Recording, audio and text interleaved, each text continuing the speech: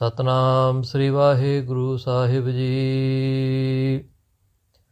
ਡੰਡੌਤ ਬੰਦਨ ਅਨਕ ਬਾਰ, ਸਰਬ ਕਲਾ ਸਮਰੱਥ।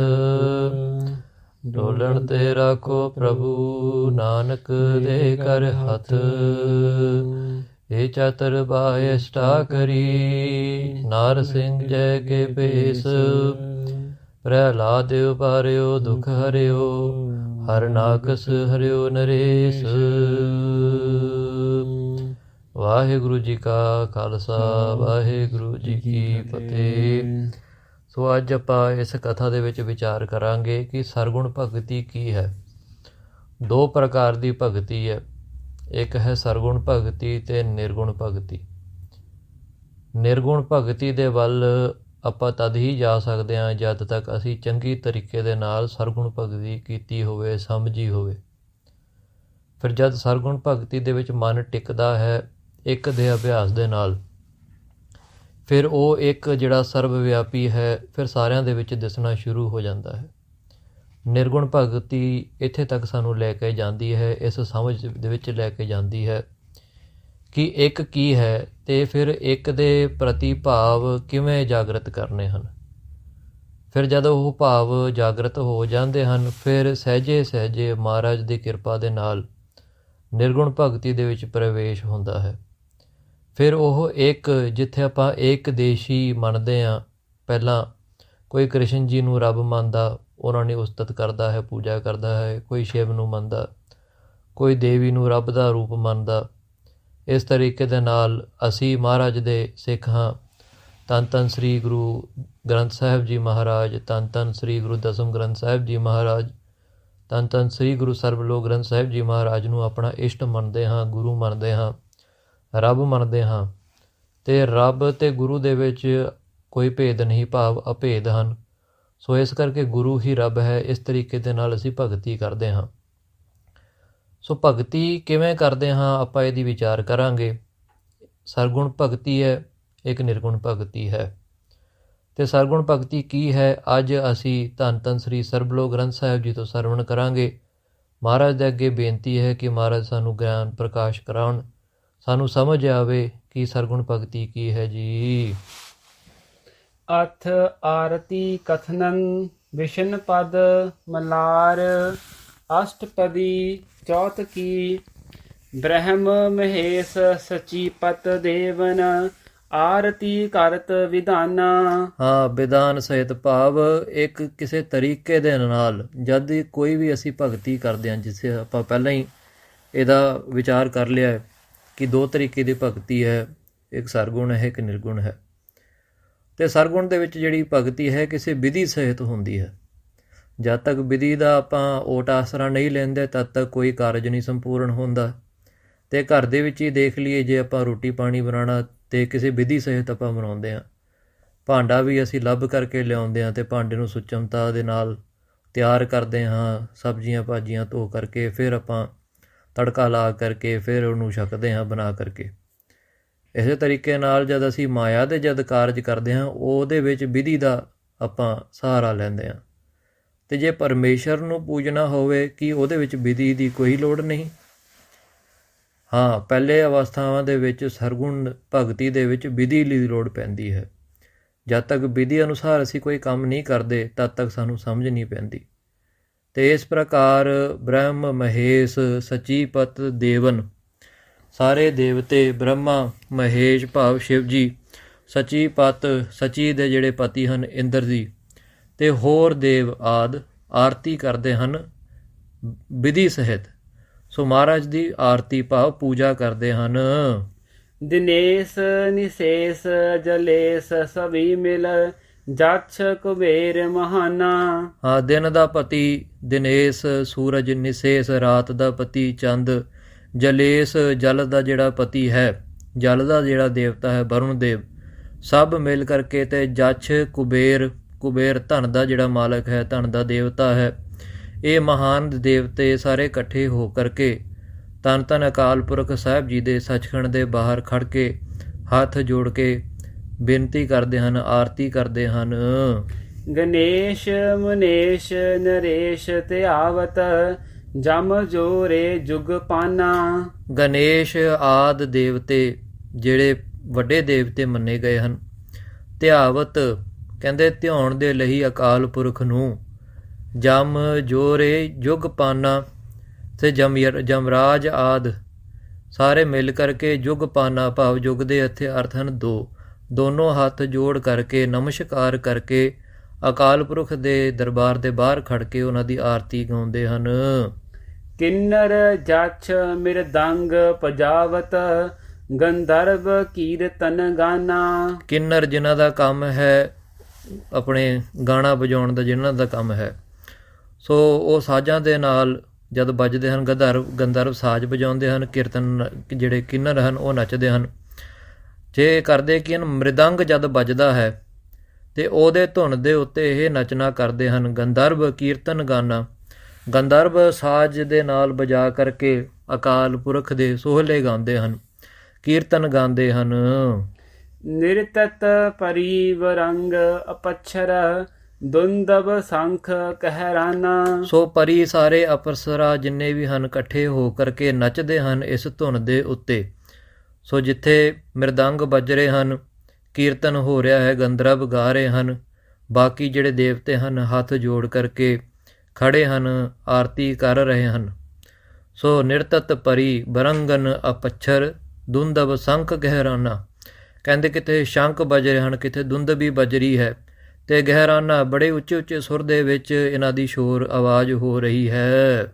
ਨਾਰਦ ਸੁਆਮ ਕਾਰਤਕ ਯਾਦਕ ਸਭ ਆਰਤੀ ਕਰਤ ਸੁਜਾਨਾ। ਨਾਰਦ ਜੀ ਮਹਾਰਾਜ ਸਵਾਮ ਭਾਵ ਕਾਰਤਿਕ ਜੀ ਤੇ ਕਾਰਤਿਕ ਆਦ ਭਾਵ ਬ੍ਰਹਮਾ ਜੀ ਦੇ ਵੀ ਜਿਹੜੇ 4 ਪੁੱਤਰ ਹਨ ਸਨਕਾਦਿਕ, ਸਾਰੇ ਮਿਲ ਕਰਕੇ ਆਰਤੀ ਕਰਤ ਸੁਜਾਨਾ। ਸੁਜਾਨਾ ਮਤਲਬ ਮਨ ਦੇ ਵਿੱਚ ਚੰਗੀ ਤਰੀਕੇ ਦੇ ਨਾਲ, ਸੁੰਦਰ ਤਰੀਕੇ ਦੇ ਨਾਲ ਸ਼ਬਦ ਗਾਉਂਦੇ ਹਨ ਤੇ ਆਰਤੀ ਕਰਦੇ ਹਨ। ਰਿਖ ਮੁਨ ਸਾਧ ਸੰਤ ਬ੍ਰਹਮਾ ਗਿਆਨੀ ਪਰਮ ਹੰਸ ਪਰਦਾਨਾ। ਰਿਸ਼ੀ ਮੁਨੀ ਸਾਧ ਜਨ ਭਗਤ ਜਨ ਬ੍ਰਹਮ ਗਿਆਨੀ ਜਨ ਪਰਮਹੰਸ ਜਿਹੜੇ ਹਨ, ਜਿਹੜੇ ਪਰਮਹੰਸ ਅਵਸਥਾ ਦੇ ਵਿੱਚ ਨੇ ਤੇ ਪ੍ਰਧਾਨ ਮੰਨੇ ਜਾਂਦੇ ਹਨ ਭਗਤੀ ਰਾਹ ਦੇ ਵਿੱਚ, ਸਾਰੇ ਮਿਲ ਕਰਕੇ ਮਹਾਰਾਜ ਜੀ ਦੇ ਦਰਬਾਰ ਦੇ ਬਾਹਰ ਖੜਦੇ ਹਨ। ਬ੍ਰਹਮਚਰਜ ਮਨਵਰ ਖਟ ਦਰਸ਼ਨ ਮੰਗਲ ਹਰਖ ਨਿਦਾਨਾ। ਜਿਨ੍ਹਾਂ ਨੇ ਬ੍ਰਹਮਚਰਜ ਧਾਰਿਆ ਹੋਇਆ ਹੈ ਜੀਵਨ ਦੇ ਵਿੱਚ, ਮੁਨੀਵਰ ਤੇ ਖਟ ਦਰਸ਼ਨ ਜਿਹੜੇ 6 ਦਰਸ਼ਨ ਹਨ ਸਨਾਤਨ ਮਤ ਦੇ ਵਿੱਚ, ਇਹ ਸਾਰੇ ਰਿਸ਼ੀ ਮੁਨੀ, ਸਾਰੇ ਭਗਤ ਜਨ ਮੰਗਲ ਹਰਖ ਨਿਧਾਨਾ, ਖੁਸ਼ੀ ਦੇ ਵਿੱਚ ਆ ਕਰਕੇ, ਹਰਖ ਭਾਵ ਖੁਸ਼ੀ ਦੇ ਨਾਲ, ਨਿਧਾਨਾ ਜਿਨ੍ਹਾਂ ਦਾ ਅੰਤ ਨਹੀਂ ਪਾਇਆ ਜਾ ਸਕਦਾ, ਉਸ ਪਰਮੇਸ਼ਰ ਦੇ ਮੰਗਲ ਸੋਹਲੇ ਗਾਉਂਦੇ ਹਨ। ਪਰਦਛਣ ਸੁਰ ਕਰਤ ਜੁਹਾਰੀ ਬਲ ਬਲ ਸਦ ਕੁਰਬਾਨਾ। ਤੇ ਪਰਮੇਸ਼ਰ ਦੇ ਬਲ ਜਾਂਦੇ ਹਨ ਤੇ ਬੋਲਾਂ ਦੇ ਨਾਲ ਕਹਿੰਦੇ ਹਨ ਮਹਾਰਾਜ ਜੀ ਆਪ ਜੀ ਦੇ ਚਰਨਾਂ ਦੇ ਵਿੱਚ ਬਲਿਹਾਰ ਜਾਂਦੇ ਹਾਂ। ਪਰਦਛਣ ਭਾਵ ਪਰਿਕਰਮਾ ਕਰਦੇ ਹਨ, ਜਿਵੇਂ ਅਸੀਂ ਗੁਰੂ ਘਰ ਦੇ ਵਿੱਚ ਮਹਾਰਾਜ ਜੀ ਦੇ ਪਰਿਕਰਮਾ ਕਰਦੇ ਹਨ, ਸਨਾਤਨ ਮਤ ਦੇ ਵਿੱਚ ਉਹ ਤੀਰਥ ਸਥਾਨਾਂ ਦੇ ਪਰਿਕਰਮਾ ਕਰਦੇ ਹਨ। ਸੁਰ ਕਰਤ ਜੁਹਾਰੀ, ਹੱਥ ਜੋੜ ਕਰਕੇ ਮਹਾਰਾਜ ਅੱਗੇ ਬੇਨਤੀਆਂ ਕਰਦੇ ਹਨ ਤੇ ਕਹਿੰਦੇ ਹਨ ਮਹਾਰਾਜ ਆਪ ਜੀ ਦੇ ਚਰਨ ਕਮਲਾਂ ਦੇ ਵਿੱਚ ਬਲ ਜਾਂਦੇ ਹਾਂ। ਹੋਤ ਕੋਲਾਹਲ ਮੰਗਲ ਉਤਸਵ ਕੀਰਤ ਬ੍ਰਹਮ ਗਿਆਨਾ। ਸੋ ਇਹੋ ਜਿਹੇ ਬ੍ਰਹਮ ਗਿਆਨ ਦੇ ਵਿੱਚ ਆ ਕਰਕੇ, ਮਨ ਦੇ ਵਿੱਚ ਬ੍ਰਹਮ ਗਿਆਨ ਨੂੰ ਟਿਕਾ ਕਰਕੇ, ਹੋਤ ਕੋਲਾਹਲ ਮੰਗਲ ਉਤਸਵ, ਇੰਨਾ ਸ਼ੋਰ ਸ਼ਰਾਬਾ ਹੋ ਰਿਹਾ ਹੈ, ਸਾਰੇ ਹੀ ਬੜੇ ਖੁਸ਼ੀ ਦੇ ਵਿੱਚ, ਜਿਵੇਂ ਕੋਈ ਉਤਸਵ ਬਣਦਾ ਹੈ ਤੇ ਸਾਰੇ ਬੜੇ ਖੁਸ਼ ਹੋ ਕਰਕੇ ਕੋਈ ਇੱਧਰ ਨੂੰ ਭੱਜੀ ਜਾਂਦਾ, ਕਿਸੇ ਪਾਸੇ ਭੱਜੀ ਜਾਂਦਾ, ਕੋਈ ਕਾਰਜ ਕਰ ਰਿਹਾ, ਕੋਈ ਕਾਰਜ ਕਰ ਰਿਹਾ। ਇਸ ਤਰੀਕੇ ਦੇ ਨਾਲ ਅਸੀਂ ਆਪਣੇ ਸੰਪਰਦਾਵਾਂ ਦੇ ਵਿੱਚ ਦੇਖੀਏ, ਉਦਾਸੀ ਸੰਪਰਦਾ, ਨਿਰਮਲ ਭੇਖ ਜਿਹੜਾ ਹੈ, ਨਿਹੰਗ ਸਿੰਘਾਂ ਦੇ ਦਲ ਪੰਥ ਹਨ, ਉਹਦੇ ਵਿੱਚ ਕਿਵੇਂ ਆਰਤਾ ਹੁੰਦੇ ਹਨ। ਕੋਈ ਢਾਲ ਵਜਾ ਰਿਹਾ ਹੈ, ਕੋਈ ਕਿਤੇ ਕੋਈ ਸ਼ੰਖ ਵਜਾ ਰਿਹਾ ਹੈ, ਕੋਈ ਨਗਾਰੇ ਵਜਾ ਰਿਹਾ ਹੈ, ਕੋਈ ਹੋਰ ਸਾਜ਼ ਵਜਾ ਰਿਹਾ ਹੈ, ਕੋਈ ਆਰਤੀ ਦਾ ਥਾਲ ਲੈ ਕੇ ਖੜਾ ਹੈ ਮਹਾਰਾਜ ਦੇ ਅੱਗੇ, ਉਹਨੂੰ ਅਰਪਣ ਕਰਦਾ ਹੈ, ਕੋਈ ਨਾਰੀਅਲ ਚੜ੍ਹਾ ਰਿਹਾ ਹੈ, ਸੋ ਕੋਈ ਫੂਲ ਚੜ੍ਹਾ ਰਿਹਾ ਹੈ, ਕੋਈ ਕੇਸਰ ਰਗੜ ਕਰਕੇ ਮਹਾਰਾਜ ਦੇ ਸਰੂਪਾਂ ਨੂੰ ਲਾ ਰਿਹਾ ਹੈ ਤਿਲਕ ਦੇ ਤੌਰ ਤੇ। ਇਸ ਤਰੀਕੇ ਦੇ ਨਾਲ ਸਰਗੁਣ ਭਗਤੀ ਹੁੰਦੀ ਹੈ ਜੀ। ਓੰ ਸੋਹੰ ਰਾਗ ਅਲਾਪਤ ਰਿਖ ਮਨ ਗੁਰ ਪਰਦਾਨਾ। ਓੰ ਸੋਅੰ ਰਾਗ ਅਲਾਪਤ ਸਾਰੇ ਕਹਿ ਰਹੇ ਹਨ। ਸਤਨਾਮ ਸ੍ਰੀ ਵਾਹਿਗੁਰੂ ਸਾਹਿਬ ਜੀ। ਸਤਨਾਮ ਸ੍ਰੀ ਵਾਹਿਗੁਰੂ ਸਾਹਿਬ ਜੀ। ਸਤਨਾਮ ਸ੍ਰੀ ਵਾਹਿਗੁਰੂ ਸਾਹਿਬ ਜੀ। ਇਹੋ ਜਿਹੇ ਧੁਨ ਦਾ ਮਹਾਰਾਜ ਜੀ ਦੇ ਦਰਬਾਰ ਦੇ ਬਾਹਰ ਖੜ ਕਰਕੇ ਰਿਸ਼ੀ ਮੁਨੀ ਤੇ ਗੁਰੂ ਪ੍ਰਧਾਨ ਜਿਹੜੇ ਇਸ ਧਰਤੀ ਦੇ ਆ ਕਰਕੇ ਗਿਆਨ ਦਿੰਦੇ ਹਨ ਜੀਵ ਨੂੰ, ਇਹ ਸਾਰੇ ਮਿਲ ਕਰਕੇ ਮਹਾਰਾਜ ਜੀ ਦੇ ਦਰਬਾਰ ਦੇ ਬਾਹਰ ਇਹੋ ਜਿਹੇ ਸ਼ਬਦ ਗਾਉਂਦੇ ਹਨ।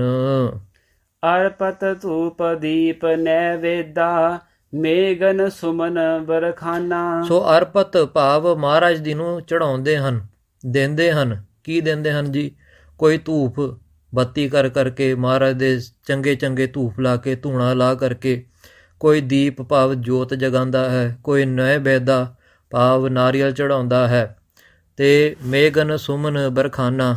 ਤੇ ਇਸ ਤਰੀਕੇ ਦੇ ਨਾਲ ਮੰਨੋ ਸਾਰੇ ਫੁੱਲ ਮਹਾਰਾਜ ਦੇ ਉੱਤੇ ਅਰਪਣ ਕਰਦੇ ਹਨ। ਜਿਸ ਤਰੀਕੇ ਦੇ ਨਾਲ ਮੇਘ ਅਸਮਾਨ ਦੇ ਵਿੱਚ ਜਦੋਂ ਵਰਸ਼ਾ ਕਰਦੀ ਹੈ ਤੇ ਪਾਣੀ ਜਿਹੜਾ ਹੈ ਮੇਘਾਂ ਦੇ ਰਾਹੀਂ ਧਰਤੀ ਦੇ ਉੱਤੇ ਪੈਂਦਾ ਹੈ, ਤੇ ਇਸ ਤਰੀਕੇ ਦੇ ਨਾਲ ਮਹਾਰਾਜ ਦੇ ਅੱਗੇ, ਮਹਾਰਾਜ ਦੇ ਉੱਤੇ ਸਾਰੇ ਫੁੱਲ ਅਰਪਣ ਕਰਦੇ ਹਨ। ਅਛਤ ਕੁੰਕਮ ਭਾਲ ਲਗਾਵਤ ਮੰਗਲ ਵਿਨੈ ਸਹਾਨਾ। ਸੋ ਅਛਤ ਕੁੰਕਮ, ਕੋਈ ਕੇਸਰ ਰਗੜਦਾ ਹੈ, ਕੋਈ ਚੰਦਨ ਰਗੜਦਾ ਹੈ, ਤੇ ਮਹਾਰਾਜ ਦੇ ਭਾਲ ਦੇ ਵਿੱਚ ਭਾਵ ਮਹਾਰਾਜ ਦੇ ਮਸਤਕ ਦੇ ਉੱਤੇ ਲਾਉਂਦੇ ਹਨ ਤਿਲਕ ਦੇ ਰੂਪ ਦੇ ਵਿੱਚ। ਸੋ ਇਹ ਮਹਾਰਾਜ ਜੀ ਨੂੰ, ਮਹਾਰਾਜ ਜੀ ਦੇ ਸਰਗੁਣ ਸਰੂਪ ਨੂੰ ਇਹ ਤਿਲਕ ਲਗਾਉਂਦੇ ਹਨ।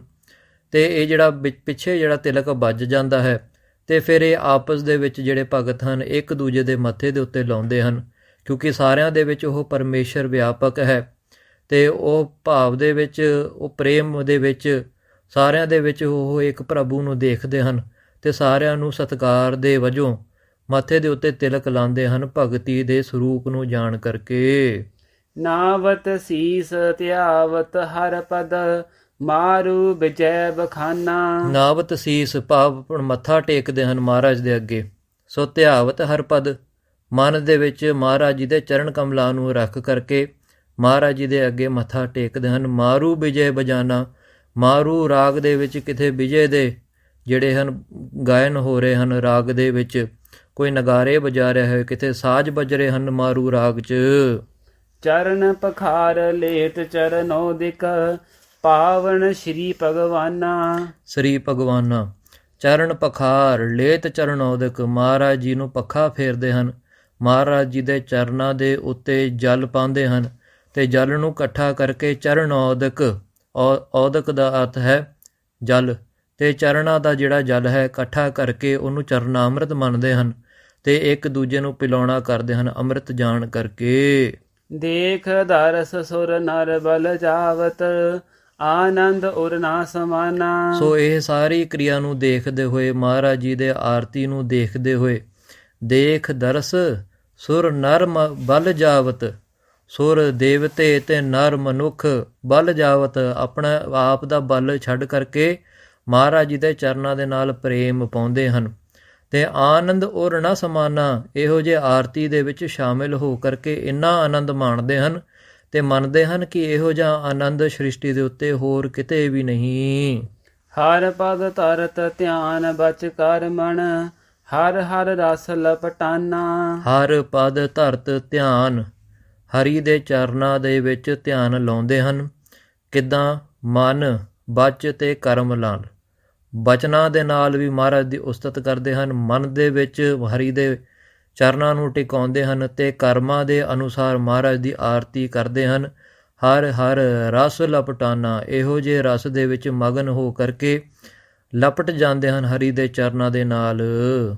ਮਗਨ ਪਾਏ ਸੁਧ ਸਭ ਬਿਸਰਾਨੀ ਮਨ ਤਨ ਚਰਨ ਖਟਾਨਾ। ਮਗਨ ਪਏ ਸੁਧ ਸਭ ਬਿਸਰਾਨੀ, ਇਹੋ ਜਿਹਾ ਮਹਾ ਰਸ ਦਾ ਇਹ ਨਸ਼ਾ ਕਰ ਲੈਂਦੇ ਹਨ, ਹਰੀ ਦੇ ਨਾਮ ਦਾ ਨਸ਼ਾ ਕਰ ਲੈਂਦੇ ਹਨ, ਤੇ ਇਸ ਨਸ਼ੇ ਦੇ ਵਿੱਚ ਸੁਧ ਬੁੱਧ ਸਭ ਇਹਨਾਂ ਨੂੰ ਵਿਸਰ ਜਾਂਦੀ ਹੈ। ਭਾਵ ਆਪਾ ਭਾਵ ਜਿਹੜਾ ਹੈ ਹਉਮੈ ਨੂੰ ਤਿਆਗ ਦਿੰਦੇ ਹਨ, ਤੇ ਆਪਣੇ ਆਪ ਨੂੰ ਹਰੀ ਦੇ ਵਿੱਚ ਲੀਨ ਮੰਨਦੇ ਹਨ, ਆਪਣੇ ਆਪ ਨੂੰ ਅਰਪਿਤ ਕਰ ਦਿੰਦੇ ਹਨ ਜੀ। ਆਪਾ ਆਪ ਵਿਸਰਗੋ ਸਭ ਹੀ ਮਨ ਕੋਰਾ ਰੰਗਾਨਾ। ਹਾਂ, ਮਨ ਕੋਰਾ, ਜਦ ਮਨ ਕੋਰਾ ਕਾਗਜ਼ ਹੋ ਜਾਂਦਾ ਹੈ ਤੇ ਉਸ ਕੋਰੇ ਕਾਗਜ਼ ਦੇ ਉੱਤੇ ਜਦ ਹਰੀ ਦੇ ਨਾਮ ਦੇ ਛਿੱਟੇ ਪੈਂਦੇ ਹਨ ਤੇ ਹਰੀ ਦੇ ਰੰਗ ਦੇ ਵਿੱਚ ਰੰਗੇ ਜਾਂਦੇ ਹਨ।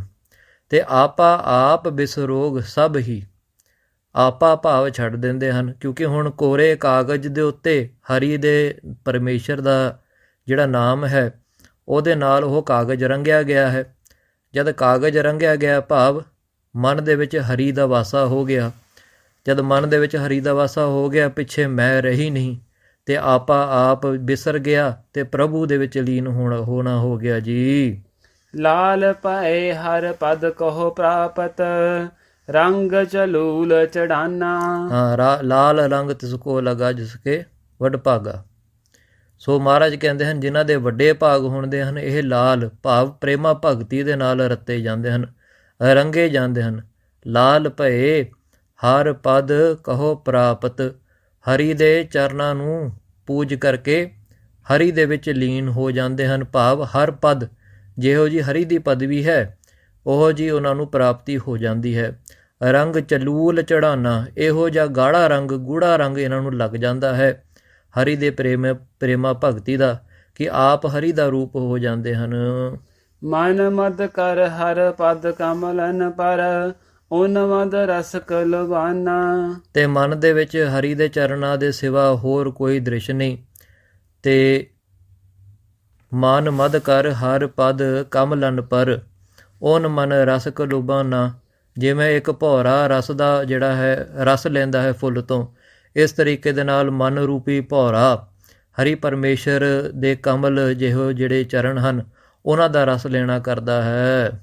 ਪ੍ਰੇਮ ਖੁਆਰ ਪਏ ਮਤ ਵਾਰੈ, ਸੁਧ ਬੁੱਧ ਸਭ ਵਿਸਰਾਨਾ। ਸੋ ਇਹੋ ਜੇ ਪ੍ਰੇਮ ਖੁਮਾਰੀ ਚੜ ਜਾਂਦੀ ਹੈ, ਨਾਮ ਖੁਮਾਰੀ ਨਾਨਕਾ ਚੜ੍ਹੇ ਰਹੇ ਦਿਨ ਰਾਤ।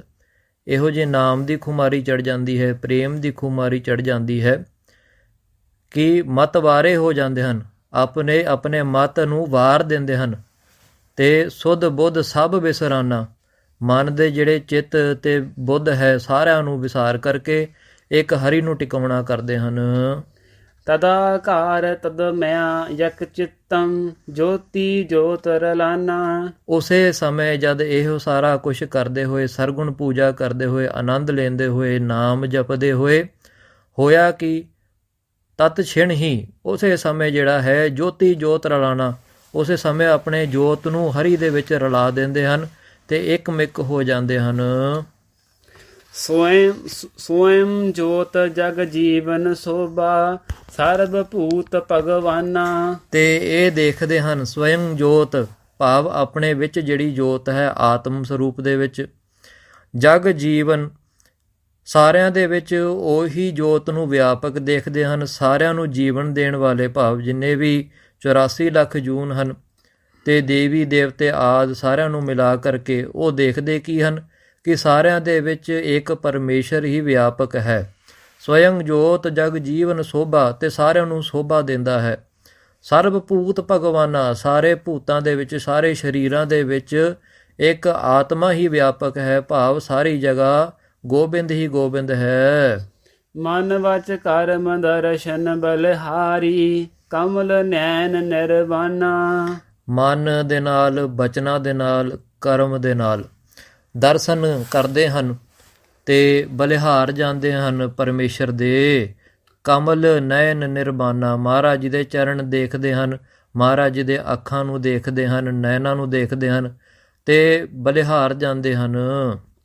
ਹੋਤ ਕੋਲਾਹਲ ਮੰਗਲ ਰੁਨ ਚੁਨ, ਸ਼ਬਦ ਸੰਖ ਸ਼ਬਦ ਕਹਿਰਾਨਾ।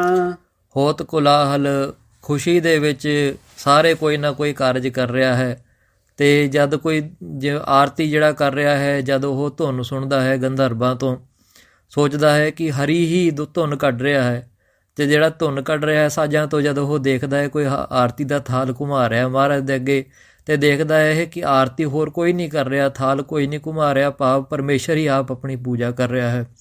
ਕੋਈ ਫੁੱਲ ਵਰਸਾ ਰਿਹਾ ਹੈ ਤੇ ਕੋਈ ਦੇਖਦਾ ਹੈ, ਕਹਿੰਦੇ ਹਨ ਫੁੱਲ ਵਰਸਾਉਣ ਵਾਲਾ ਵੀ ਕੋਈ ਨਹੀਂ, ਭਾਵ ਪਰਮੇਸ਼ਰ ਹੀ ਆਪਣੇ ਆਪ ਦੇ ਉੱਤੇ ਫੁੱਲ ਵਰਸਾ ਰਿਹਾ ਹੈ। ਤੇ ਧੂਪ ਕੋਈ ਕਰਦਾ ਹੈ, ਸਾਰੇ ਕਿਰਿਆਵਾਂ ਦੇ ਵਿੱਚ ਵੀ ਉਹ ਹਰੀ ਦੇ ਦਰਸ਼ਨ ਕਰਦੇ ਹਨ। ਤਾਲ ਪਖਾਵਜ ਘੰਟਾ ਵਾਜਤ ਬਾਜਤ ਕੋਟ ਨਿਸ਼ਾਨਾ। ਤੇ ਤਾਲ ਪਖਾਵਜ ਵੱਜ ਰਹੇ ਹਨ, ਤਬਲੇ ਦੇ ਉੱਤੇ ਤਾਲ ਹੋ ਰਹੇ ਹਨ, ਨਗਾੜੇ ਵੱਜ ਰਹੇ ਹਨ, ਘੰਟੀਆਂ ਵੱਜ ਰਹੇ ਹਨ, ਕੋਟ ਨਿਸ਼ਾਨਾ। ਬੜੇ ਹੀ ਇਹੋ ਜਿਹੇ ਜਿਹੜੇ ਸੁਰ ਜਿਹੜੇ ਹੈ ਗੰਧਰਵ ਜਿਹੜੇ ਹੈ ਕੱਢ ਰਹੇ ਹਨ, ਕੋਈ ਗਾ ਰਿਹਾ ਹੈ। ਸੋ ਇਸ ਤਰੀਕੇ ਦੇ ਨਾਲ ਹਰੀ ਪਰਮੇਸ਼ਰ ਜੀ ਦੇ ਸਰਗੁਣ ਭਗਤੀ ਹੁੰਦੀ ਹੈ। ਅਤੇ ਸਾਨੂੰ ਵਿਚਾਰਨ ਦੀ ਲੋੜ ਹੈ ਕਿ ਅਸੀਂ ਸਰਗੁਣ ਭਗਤੀ ਦੇ ਵਿੱਚ ਇਹੋ ਜਿਹਾ ਆਪਾਂ ਅਵਸਥਾ ਪ੍ਰਾਪਤ ਕੀਤੀ ਹੈ ਕਿ ਨਹੀਂ, ਇਹੋ ਜਿਹਾ ਸਾਡਾ ਅਭਿਆਸ ਹੈ ਕਿ ਨਹੀਂ। ਅਸੀਂ ਅਜੇ ਇੱਕ ਦੂਜੇ ਦੇ ਉੱਤੇ ਉਂਗਲੀਆਂ ਚੱਕ ਰਹੇ ਹਨ ਕਿ ਕਿਸੇ ਸਿੰਘ ਨੇ ਆਪਣੇ ਮੱਥੇ ਦੇ ਉੱਤੇ ਤਿਲਕ ਲਾ ਲਿਆ ਅਤੇ ਇਹ ਬੰਦਾ ਗੈਰਮਤੀ ਹੋ ਗਿਆ। ਕੋਈ ਮਹਾਰਾਜ ਦੇ ਅੱਗੇ ਫੁੱਲ ਅਰਪਣ ਕਰਦਾ ਹੈ, ਉਹਨੂੰ ਦੇ ਦਿੰਦੇ ਹਨ ਕਿ ਤੂੰ ਕਿਉਂ ਇਹੋ ਜਿਹੇ ਕੰਮ ਕਰਦਾ। ਕੋਈ ਜੋਤ ਲਾਉਂਦਾ ਉਹਨੂੰ ਮਨਾ ਕਰ ਦਿੰਦੇ ਹਨ। ਕੋਈ ਨਾਰੀਅਲ ਅਰਪਣ ਕਰਦਾ ਕਹਿੰਦਾ ਕਿ ਤੂੰ ਸਨਾਤਨਮਤੀ ਹੋ ਗਿਆ। ਸੋ ਇਹੋ ਜਿਹੇ ਜਿਹੜੇ ਚੰਗੇ ਗੁਣ ਸੀ ਖਾਲਸੇ ਨੇ ਅਪਣਾਉਣੇ ਸੀਗੇ, ਇਹਨਾਂ ਦਾ ਅਭਿਆਸ ਕਰਨਾ ਸੀ, ਜੋਤ ਜਗਾਉਣਾ ਸੀਗਾ, ਆਰਤੀ ਕਰਨੀ ਸੀ, ਨਾਰੀਅਲ ਅਰਪਣ ਕਰਨਾ ਸੀਗਾ, ਫੁੱਲ ਚੜ੍ਹਾਉਣੇ ਸੀ, ਧੂਫ ਦੇਣਾ ਸੀ, ਤਿਲਕ ਲਾਉਣਾ ਸੀ। ਸਾਰਾ ਕੁਝ ਕਰਦੇ ਹੋਏ ਫਿਰ ਪ੍ਰਭੂ ਦੀ ਪ੍ਰਾਪਤੀ ਕਰਨੀ ਸੀ। ਸੋ ਇਹ ਵਿਧੀ ਹੈ ਸਰਗੁਣ ਭਗਤੀ ਦੀ। ਸੋ ਇਹਦਾ ਆਪਾਂ ਸਾਰੇ ਰਲ ਮਿਲ ਕਰਕੇ ਅਭਿਆਸ ਕਰੀਏ, ਇੱਕ ਦੂਜੇ ਨੂੰ ਪ੍ਰੇਮ ਦੇ ਰਾਹ ਦੇ ਨਾਲ ਆਪ ਤੁਰੀਏ ਅਤੇ ਦੂਜਿਆਂ ਨੂੰ ਵੀ ਤੋਰਨ ਲਈ ਉਹਨਾਂ ਨੂੰ ਉਤਸ਼ਾਹ ਪ੍ਰਦਾਨ ਕਰੀਏ ਕਿ ਸਾਰੇ ਹੀ ਅਸੀਂ ਇਕੱਠੇ ਹੋ ਕਰਕੇ ਆਪਣੇ ਸੰਪਰਦਾਵਾਂ ਦਾ ਜਿਹੜਾ ਮਾਨ ਹੈ ਉਹ ਛੱਡ ਕਰਕੇ ਸਿੱਖਾਂ ਦੇ ਨਾਲ ਪ੍ਰੇਮ ਪਾ ਕਰਕੇ ਭਗਤ ਦੇ ਮਾਰਗ ਦੇ ਉੱਤੇ ਚੱਲੀਏ, ਪ੍ਰੇਮਾ ਭਗਤੀ ਦੇ ਨਾਲ ਪਰਮੇਸ਼ਰ ਦੇ ਗੁਣ ਗਾਈਏ, ਸਰਗੁਣ ਭਗਤੀ ਕਰੀਏ ਅਤੇ ਇਹਦੇ ਫਲ ਸਰੂਪ ਦੇ ਨਾਲ ਸਰਗੁਣ ਭਗਤੀ ਦੇ ਵਿੱਚ ਪਰਪੱਕਤਾ ਆਵੇਗੀ ਅਤੇ ਨਿਰਗੁਣ ਭਗਤੀ ਦੇ ਵਿੱਚ ਪ੍ਰਵੇਸ਼ ਕਰਾਂਗੇ। ਨਿਰਗੁਣ ਭਗਤੀ ਦੇ ਵਿੱਚ ਪ੍ਰਵੇਸ਼ ਕਰਕੇ ਆਪਣੇ ਆਤਮ ਤੱਤ ਨੂੰ ਪ੍ਰਾਪਤ ਕਰਾਂਗੇ। ਫਿਰ ਜਾਣ ਲਵਾਂਗੇ ਕਿ ਹਰੀ ਜਿਹੜਾ ਹੈ ਉਹ ਕਿਤੇ ਬਾਹਰ ਨਹੀਂ ਸੀ, ਭਾਵ ਆਪਣੇ ਮਨ ਦੇ ਵਿੱਚ ਹੀ ਸੀ। ਅਤੇ ਜਦ ਮਨ ਦੇ ਵਿੱਚ ਪਾ ਲਿਆ ਫਿਰ ਸਮਝ ਆਉਂਦੀ ਇਹ ਗੱਲ ਕਿ ਜਿਹੜਾ ਬਾਹਰ ਹੈ ਉਹੀ ਅੰਦਰ ਹੈ। ਸੋ ਇੰਨੇ ਕੇ ਵਿਚਾਰ ਆਪ ਜੀ ਦੇ ਚਰਨਾਂ ਦੇ ਵਿੱਚ ਭੇਟ ਕਰਦੇ ਹਾਂ ਜੀ। ਮਹਾਰਾਜ ਕਿਰਪਾ ਕਰਨ, ਸਾਨੂੰ ਸੋਝੀ ਬਖਸ਼ਣ, ਪ੍ਰੇਮਾ ਭਗਤੀ ਦੀ ਰਾਹ ਸਾਨੂੰ ਮਹਾਰਾਜ ਲਾਈ ਰੱਖਣ, ਸਰਗੁਣ ਭਗਤੀ ਦੇ ਵਿੱਚ ਪਰਪੱਕਤਾ ਬਖਸ਼ਣ ਜੀ। ਵਾਹਿਗੁਰੂ ਜੀ ਕਾ ਖਾਲਸਾ, ਵਾਹਿਗੁਰੂ ਜੀ ਕੀ ਫਤਿਹ। ਜਕਾਰੇ ਗਜਾਵੇ ਨਿਹਾਲ ਹੋ ਜਾਵੇ, ਸਰਬ ਲੋ ਭਗਵਾਨ ਜੀ ਦੇ ਮਨ ਨੂੰ ਪਾਵੇ। ਸਤਿ ਸ੍ਰੀ ਅਕਾਲ। ਗੁਰਬਰੀ ਅਕਾਲ ਦੇਖ ਤੇਗ ਫਤਿਹ, ਗੁਰੂ ਪੰਥ ਖਾਲਸੇ ਦੀ ਹਰ ਮੈਦਾਨ ਫਤਿਹ ਬਖਸ਼ਣੀ ਮਹਾਰਾਜ। ਵਾਹਿਗੁਰੂ ਜੀ ਕਾ ਖਾਲਸਾ, ਵਾਹਿਗੁਰੂ ਜੀ ਕੀ ਫਤਿਹ।